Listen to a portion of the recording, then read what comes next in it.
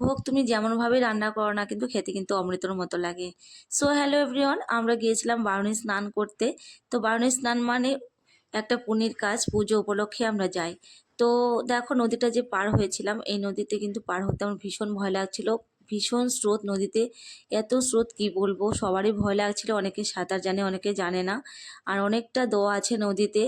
আর জলের নিচে যে মাটিটা আছে সেটা কিন্তু এঁটেল মাটি, মানে পাটা স্লিপ কেটে যাচ্ছিল বারবার। সেই জন্য কিন্তু ভীষণ ভয় লাগছিল। আর এই নদীটা খুব একটা ভালো না। তোমরা আত্রা নদী যারা জানো সবাই শুনেছো, আত্রা নদীটা অতটা ভালো না। আর আমরা দেখো নদীটা পার হয়ে মায়ের ঘাটে পুজো দিয়ে নিচ্ছি মা গঙ্গার কাছে। তো পুজো টুজো কমপ্লিট করে আমরা যাব উপরে। আর যারা যারা আমাদের সাথে গিয়েছে সবার কমপ্লিট হয়ে গেছে, আমি আর আমার দিদি লাস্টে পড়েছি।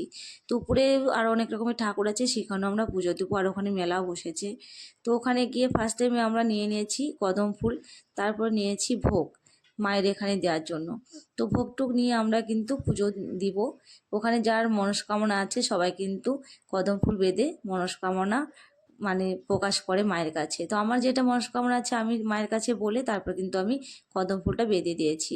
আমার দিদিও বেঁধে দিয়েছে, আমিও বেঁধে দিয়েছি। এখানে আমরা ধূপকাঠি ধরে নিয়েছি। তারপরে দেখো এখানে যারা যারা এসটি আছে সবাই সবাইকে সিঁদুর পরে প্রণাম করলো। তো যাই হোক, তারপরে আমরা পুজোটা কমপ্লিট করে মায়ের কাছে মনের বাসনা পূর্ণ করে এখানে কদম ফুলটা বেঁধে আমরা গিয়েছিলাম প্রসাদ খেতে। প্রসাদটা এত টেস্ট হয়েছিল, মায়ের প্রসাদ কি বলবো, ভীষণ টেস্টফুল হয়েছিল। আমি তো দুবার নিয়েছি।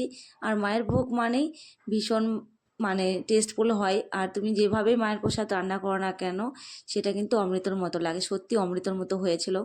আর একটা দুঃখজনক বিষয় হলো আমরা বাড়িতে আসার পরে একটা দুর্ঘটনা ঘটেছে এই নদীতে। আমরা বাড়িতে এসে 3টার দিকে, আর 3টার পরে একটা ছেলে, মানে 9-এ পড়ে ছেলেটা, ছোটোই, সে ছেলেটা কিন্তু নদীর জলে ডুবে মারা গেছে। মানে স্নান করতে গিয়েছিল, স্নান করতে গিয়ে ছেলেটা তলিয়ে যায় আর পাওয়া যায়নি। রাত্রবেলা ডুবুরি এনে তারপরে ছেলেটাকে উদ্ধার করেছে।